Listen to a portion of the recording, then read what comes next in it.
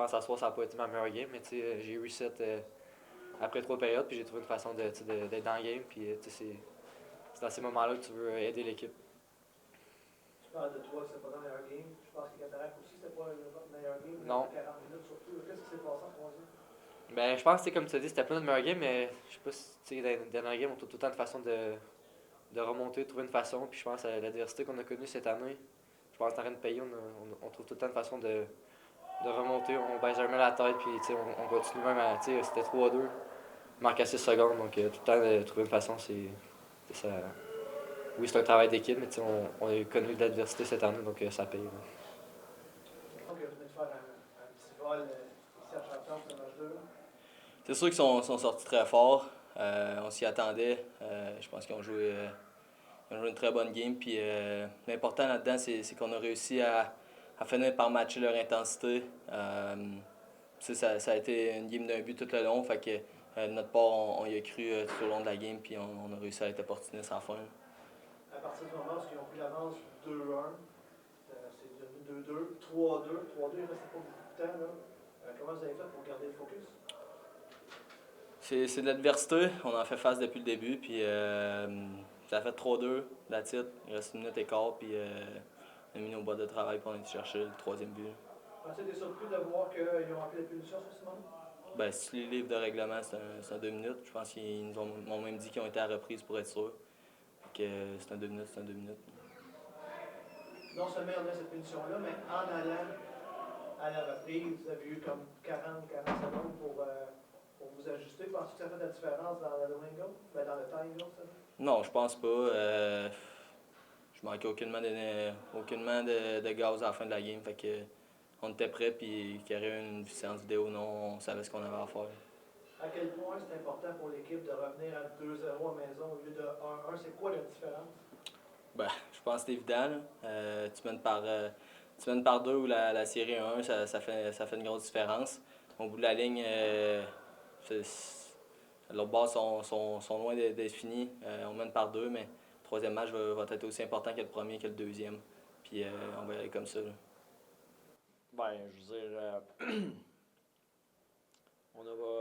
on a été très bons sur le piqué. Je veux dire, on a eu plusieurs punitions décernées à nous. Je pense qu'un point tournant, tu sais, la vérité, c'est qu'il y a beaucoup de monde en ce moment qui peuvent penser qu'on a gagné la game en overtime.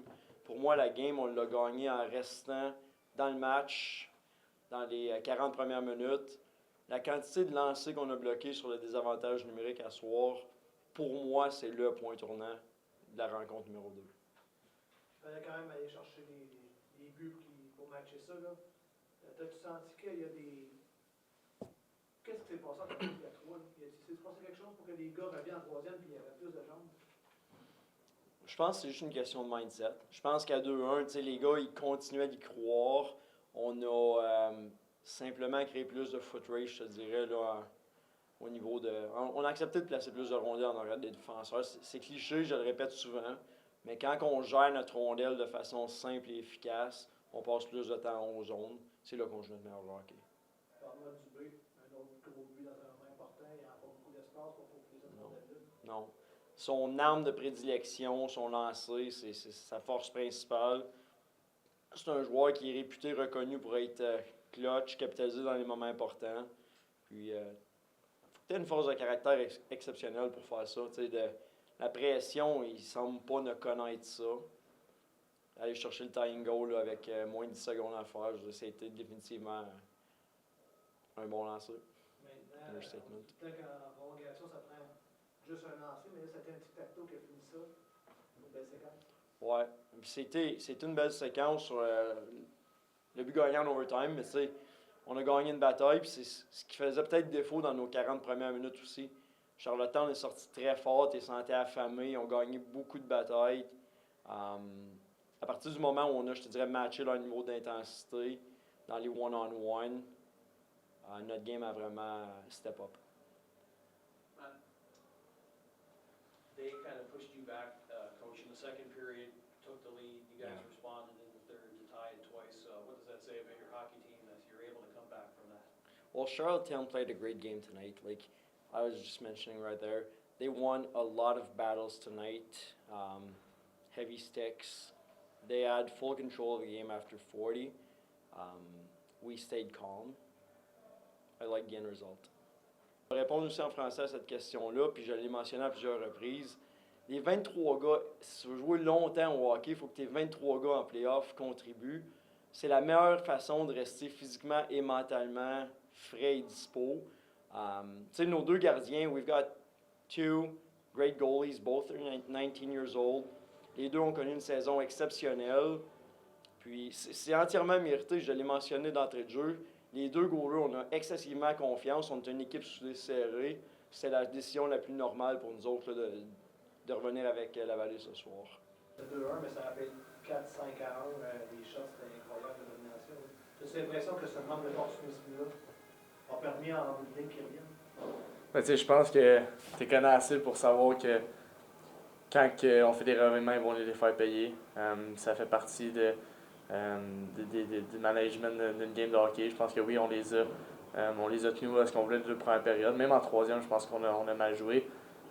Mais c'est juste des petits détails qu'il va falloir apporter au prochain match. La façon dont ça finit, ça peut-tu allumer un feu? Vous n'êtes pas content, évidemment. Ouais, c'est ça. Moi, je bouille. Je veux dire, je suis gentil, là, mais. Ouais, c'est un 4 de 7, mais perdre de cette façon, je pense pas que c'est le fun. Les gars ont tellement travaillé fort, on t'a cherché un gros goal à la fin. Quand tu regardes ça, c'est moi qui étais dans la boîte, puis je ne vais rien faire, à part regarder et les voir scorer à la fin, mais je pense pas que c'est un scénario que j'envisageais honnêtement, mais ça fait partie des séries, puis on se retrouve ses manches, puis on avance là-dedans. Patrick, sur la page jaune. Oui, Xavier, en première et en deuxième, vous avez vraiment fait une tempête. C'était une tempête de votre côté. De quelle façon vous pouvez peut-être renverser la vapeur et apporter ça à Shawinigan pour le troisième match? Je pense que si juste jouer de la bonne façon, je pense qu'on a vu aujourd'hui qu'on était là. C'est juste des petits revirements, des fois des petits détails qui font la différence en série. Je pense pas qu'on a rien à changer présentement. Aujourd'hui, on était là, on était en face comparativement à hier. On a fait des petits ajustements. Faut juste jouer de la bonne façon. Je pense que ça va venir tout seul. Puis, la seule affaire qu'on peut faire présentement, c'est de créer une autre histoire. On voulait déjà en créer une à Charlottetown, on en donner une première coupe. Présentement, on tire de l'arrière 2-0. Puis tout ce qu'on peut faire en ce moment, c'est de créer une surprise et de remonter ça.